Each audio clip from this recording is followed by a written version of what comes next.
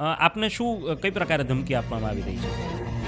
મને તો એમ છે કે જયેશભાઈ કદાચ બોલાવતા હોય, 5 જણાને કીધું હોય કે બોલો ધમકી મારો. મારી પાસે રેકોર્ડ છે એમના. જી, મને લાગશે તો હું ફરિયાદ દાખલ કરી દઈશ. આર્થિક વ્યવહાર સિવાય કોઈ પણ છોકરા નોકરીએ પડતા નહોતા. નમસ્કાર, હું છું ભૂમિત જાની. આપ જોઈ રહ્યા છો સત્યાર્થ મંથન. ધારાસભ્ય જયેશ રાદડિયાએ જે પ્રકારે 511 દીકરીના સમૂહ લગ્નની અંદર પાટીદાર સમાજના અમુક લોકો માટે જે તેમના કામની અંદર રોડા નાખતા હતા, આવા લોકો માટે તેમણે એક શબ્દ વાપર્યો અને એ શબ્દ હતો ટપોરી ગેંગ. હવે પટેલ સમાજની અંદર અત્યારે જયેશ રાદડિયાના નિવેદન બાદ રોષ ભભૂકેલો છે અને સામસામે પ્રતિક્રિયા પણ આપવામાં આવી રહી છે. તેવામાં જ જામકંડોળાના મેઘાવળ ગામના વતની અને પાટીદાર અગ્રણી એવા ચંદુભાઈ સોજીત્રાએ પણ જયેશ રાદડિયાના મુદ્દે તેમને વળતા પ્રહાર કર્યા અને તેમને એવું કહ્યું કે બોર્ડની અંદર એક્ઝામ્સમાં તેઓ ચોરી કરાવતા, બોર્ડ કેન્સલ થયું હતું અને સાથે સાથે બેંકમાં પણ પૈસા લઈને નોકરી આપવામાં આવી રહી છે, તેને ટપોરી વેળા કહેવાય. આ વાત જ્યારે સામે આવી ત્યારબાદ અત્યારના જે મહત્ત્વના સમાચાર મળી રહ્યા છે એ છે કે ચંદુભાઈ સોજીત્રાના આ વિડીયો બાદ, તેમના નિવેદન બાદ હવે તેમને ક્યાંક ધમકી મળવાની શરૂઆત થઈ ચૂકી છે અને એ જ મામલે મારે તેમની સાથે વાત કરવી છે. હું આ વિડીયોની અંદર પ્રયત્ન કરી રહ્યો છું તેમને ફોન કરવાનો અને ચંદુભાઈ સાથે વાત કરવાનો એક પ્રયત્ન આપણે કરીએ કે તેઓ શું કહી રહ્યા છે. એટલે હું સીધો જ તેમને ફોન લગાડી રહ્યો છું અને તેમને કઈ પ્રકારે ધમકીઓ મળી રહી છે અથવા તો શું તેમને કહેવામાં આવી રહ્યું છે તે વાતને પણ જાણવાનો પ્રયત્ન કરીએ. હું તેમને ફોન લગાડી રહ્યો છું, આપ ધ્યાનથી સાંભળજો. હલો, ચંદુભાઈ વાત કરો છો? કોણ બોલો? ચંદુભાઈ, રાજકોટ સત્યાર્થ મંથન ડિજિટલ મીડિયા પ્લેટફોર્મમાંથી ભૂમિત વાત કરું છું. બોલો સાહેબ, આપ અત્યારે અમારી સાથે લાઈવ જોડાયેલા છો ફોન કોલના માધ્યમથી અને જે ગઈકાલે આપે જે વિડીયો મૂક્યો હતો તેને લઈને આપની સાથે વાત કરવી છે. તો ખરા અર્થમાં જયેશભાઈએ જે સમૂહ લગ્નની અંદર નિવેદન આપ્યું તે મામલે આપનું શું માનવું છે? ખરા અર્થમાં એમના નિવેદનને લઈને શું કહેશો આપ?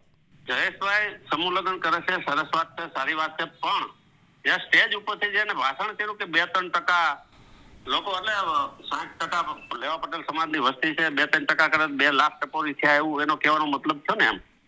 બરાબર. એટલે ખરેખર આવું નિવેદન સમાજના લગ્ન હતા, સમાજની વાત કરવી જોઈએ. એને બદલે જયેશભાઈએ જે 2% લેવા પટેલ સમાજના ટપોરીઓ છે મારો વિરોધ કરે છે એવું કહેવામાં આવતું, એટલા માટે મેં વિડીયો મૂક્યો. સાહેબ, આ સાથે આપે એવું પણ કહ્યું છે કે છાત્રાલયની અંદર વિદ્યાર્થીઓને ચોરી કરાવતા અને બોર્ડ પણ કેન્સલ થયું, આ આક્ષેપ પણ કર્યો છે.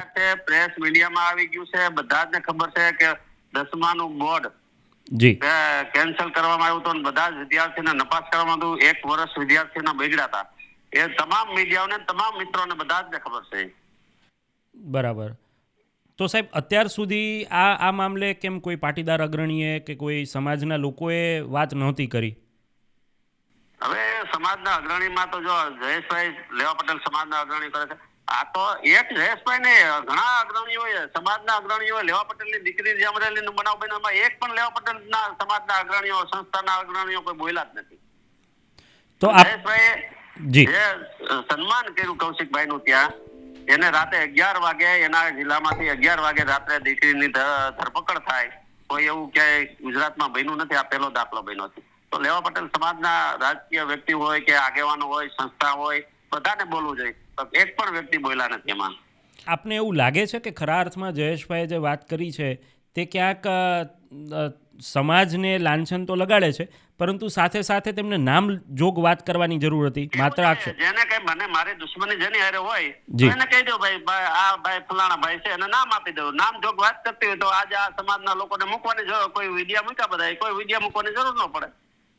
બરાબર. અને સાહેબ, એક આક્ષેપ આપણે પણ તમારા સાઈડથી એવો થયો છે કે બેંકની અંદર પણ પૈસા લઈને નોકરી આપવામાં આવે છે. આ મામલે વ્યવહાર સિવાય મારા જામકંડોળા તાલુકાના અમારા દીકરાને, મારા કાકાના દીકરાને નોકરી ઉપર ચડાવવાના હતા. અમે એક ભલામણ કરતા, પણ જે આર્થિક વ્યવહાર સિવાય કોઈ પણ છોકરા નોકરીએ ચડતા નહોતા. એ તો આખું રાજકોટ ઢીલો જાણે છે, મીડિયાના મિત્રો પણ જાણે છે, બધા જ જાણે છે. આપને લાગે છે કે આવનારા દિવસોની અંદર આ મુદ્દે પણ તટસ્થ કોઈ તપાસ થવી જોઈએ બેંકની અંદર જે રીતે નોકરી આપવામાં આવે છે એ રીતે? તટસ્થ તપાસ થાય જ નહીં ને સાહેબ. ભાજપની સરકાર, એની સરકાર છે, અને સરકારમાં કોણ તપાસ કરે?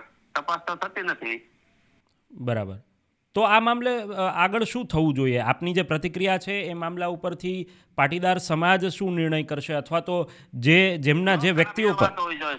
સમાજની વાત રાખવી જોઈએ. એકાબીજાના સમાજની ઉપર એકાબીજા કાદવ ઉછાળવાનો જોઈએ. બરાબર. સમાજની વાત રાખવી જોઈએ. એના બદલે બધા જ એકાબીજા કાદવ ઉડાડશે તો એ જ થવાનું છે ને. બીજું શું થાય? ઓલાનું ઉગાડશે ને ઓલાનું ઉગાડશે. એ જ થઈને બીજું શું થાય? તો ખરા અર્થમાં આપ શું માનો છો? જયેશ રાદડિયાની જે આ એક પ્રકારે કહી શકાય કે તેમની એક બળતરા છે, એ કોના તરફ ઇશારો કરી રહી છે? હોઈ શકે, હું એમ કહું છું, કામ કરતો હોય માણસની બળતરા હોઈ શકે, પણ જાહેર મંચ ઉપર ન બોલવું. આ મંચ એનું નહોતું. આ રાજકીય મંચ ઉપર હોય, રાજકીય મંચ ઉપરથી બોલ્યા હોય, એ તો કોઈને કઈ વાંધો ન હોય. પણ આ મંચ એવું હતું કે લેવા પટેલ સમાજની સમૂહ લગ્નનું હતું.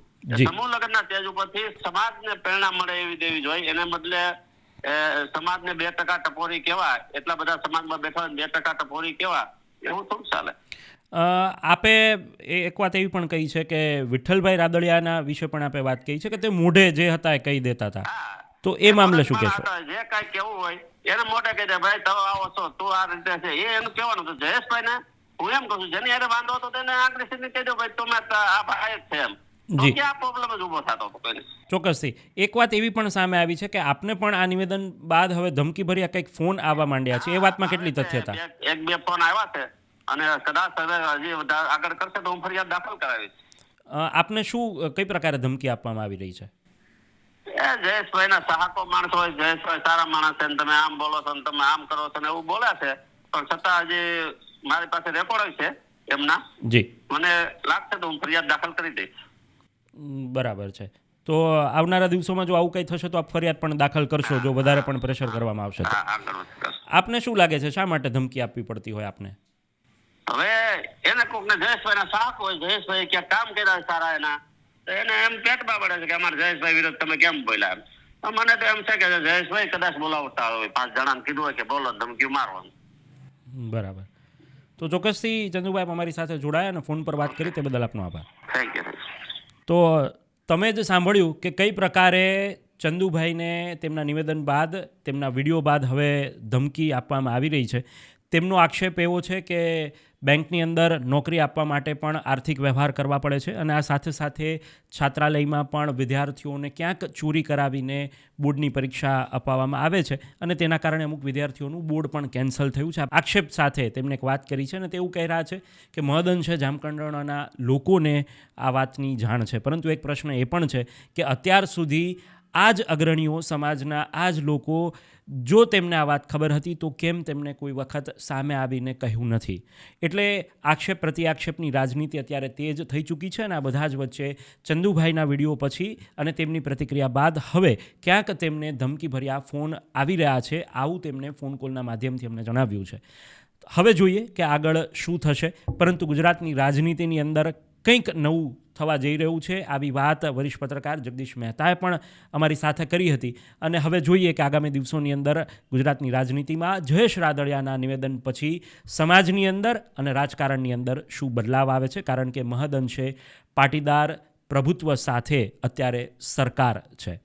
આ જ પ્રકારના તમામ વિડીયોઝ માટે આપ જોડાયેલા રહો અમારી સાથે. આપને જો આ વિડીયો સારો લાગ્યો હોય અને આ મુદ્દે આપ શું માની રહ્યા છો એ જરૂરથી કમેન્ટ કરીને જણાવશો. અત્યારે બસ આટલું જ. મને આપશો રજા. નમસ્કાર.